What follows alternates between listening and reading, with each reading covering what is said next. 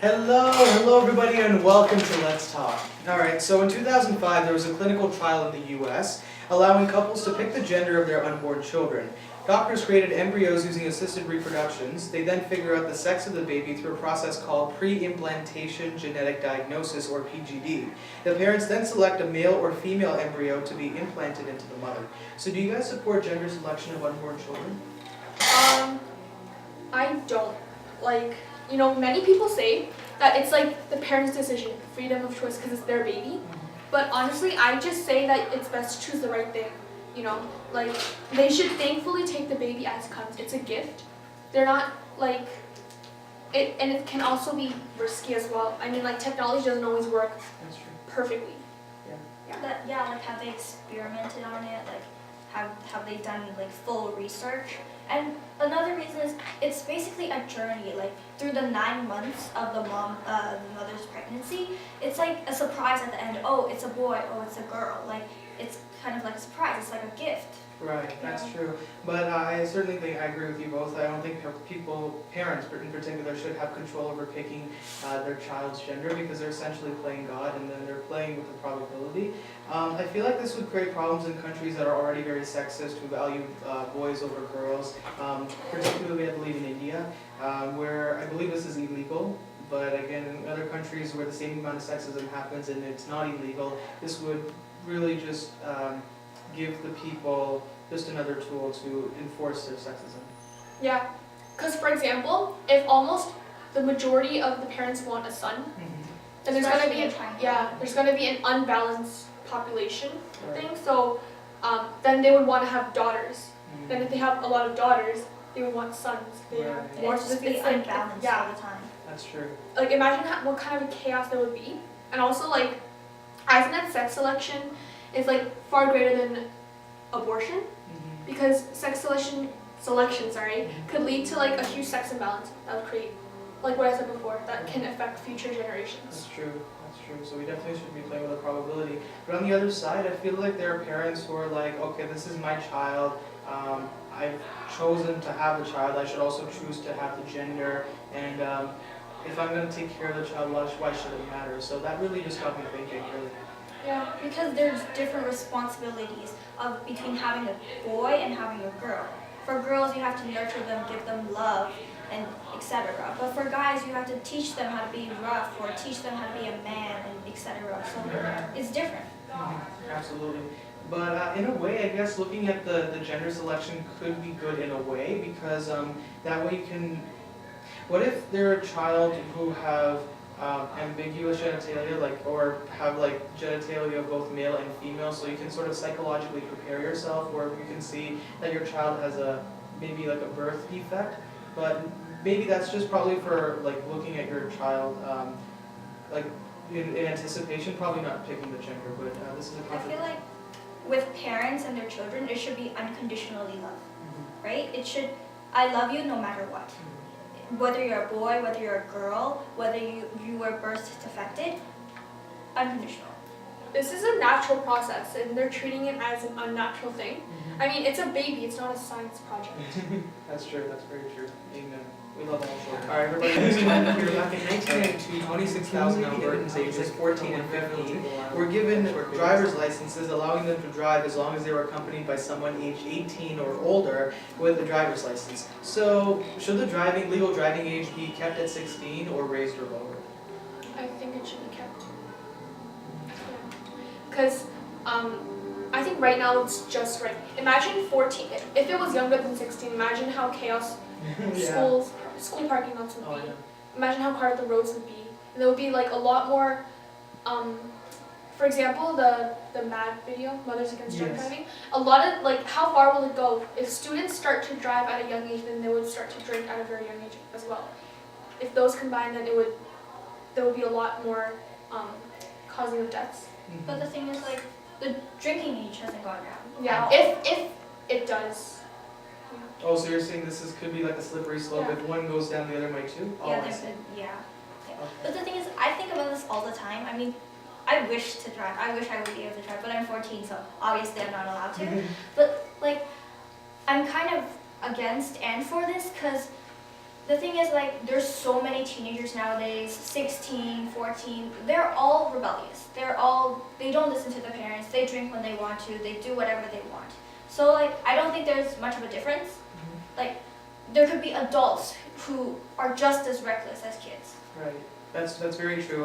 There are some 16-year-olds who are maybe brighter than some 19-year-olds.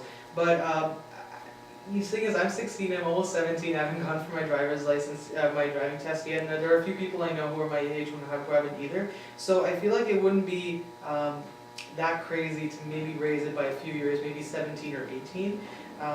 But according to CDC.gov, teenagers ages 16 to 19 are almost 3 times more likely to be involved in a fatal crash as opposed to drivers ages 20 or over, and this is a statistic per mile. So it couldn't hurt to raise it by 2 years. It's like if you have if you have an injury suffered from a car crash when you're 16 or 17, you're gonna have to live with that your whole life. If you maybe waited 2 years, that might reduce the chances of that happening. But the thing is, like, it's not a guarantee that, oh, if you wait 2 years and when you're 18 and you start driving, it doesn't mean you're not going to get into a car accident. Many people get into car accidents. Unfortunately, they get hurt. They have to lose their life to that situation. That's A true. lot of people might say that it's a good opportunity, and they can learn. But like, students have other things to learn as well. So, especially from ages 13 to maybe 16-ish, there's a lot to learn in that age gap. There's like, you shouldn't take, you shouldn't risk your life in driving. In January, Justin Bieber appeared on the Ellen DeGeneres show where he said, quote, "I've done some things that might not have been the greatest." He goes on to say, "I kind of just want to laugh and own up to things." So, do you guys think that he's truly sorry for all the crazy things that he's done? The thing is, like, I think he's just doing this to get attention. Yeah. Like, first he had the bad boy look, he did everything against what the public thought, and he got attention for that. He got money, he became more famous. Everyone around the world knew him. So now he's kind of dying down, like, not everybody really cares anymore. He's trying to develop another phase. So he's trying to apologize, say, oh, I'm a better man now. He's just trying to get attention. Okay, maybe you can believe him, or like just be a bit more lenient. But honestly, I think he should just, instead of saying in words, he should he should show in actions like that I'm actually different. Because honestly, I don't think I would be able to 100% forgive him for doing all of that stuff. That's true. Yeah. He's done quite a bit of things I believe he egged his neighbor's house and he said Peed in a bucket. peed in a bucket. He said some racist things as well. So yeah, he's done a lot of crazy things for sure. But I think as we're growing up, it's really difficult. I think even if you're not in the public eye, it's really difficult just to sort of find yourself and develop your own identity. I don't think anyone would want to do that if they're in the public eye. And every time you make a mistake, it's under the microscope of the paparazzi. So I think it's really, really difficult being a child star. And I can't really think of any very many stars who have survived being child stars without too much controversy, because it's a really difficult time for sure. I definitely don't condone his actions, but I definitely think we should be a bit more lenient. Yeah. I mean, like, Justin Bieber wasn't that bad of a singer. Like, maybe some people do miss him because they were actually fans of him.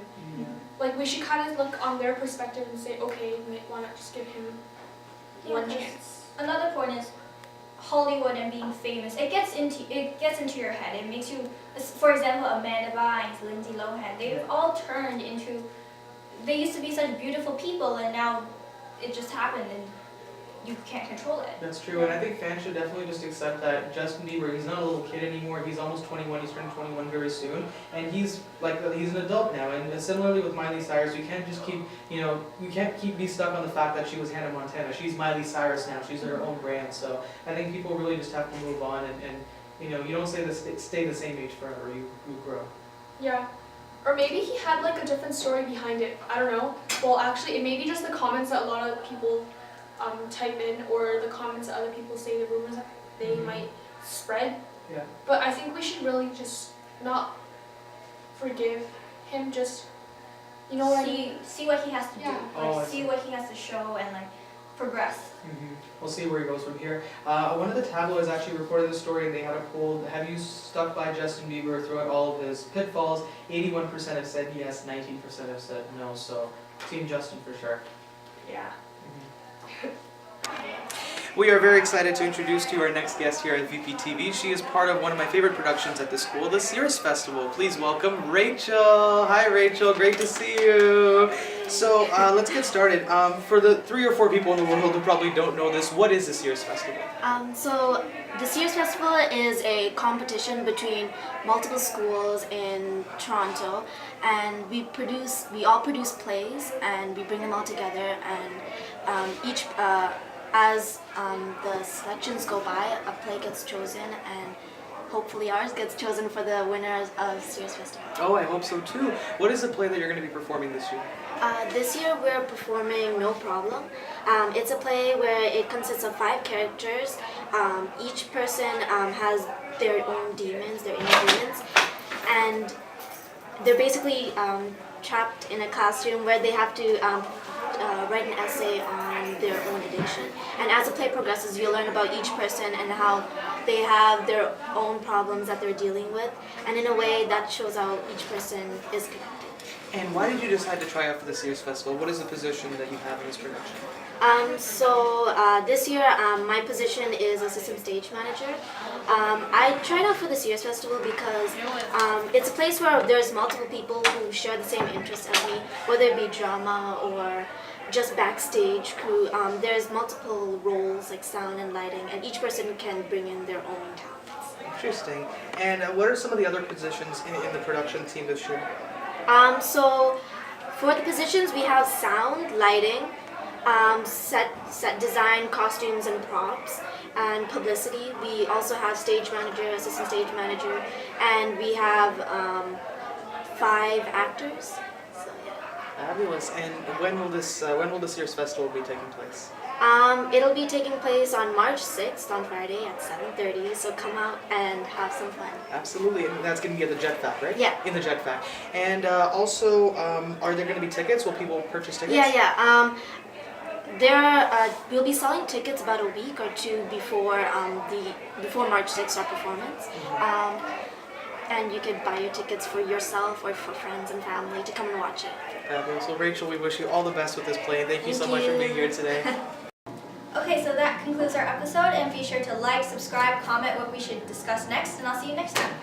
And we hope all of you thought our show was more professional this time, and hopefully we had better planning. So there you are, haters. That's it for us, everybody. Thanks for joining us, and remember, it's always the right time to have The talk!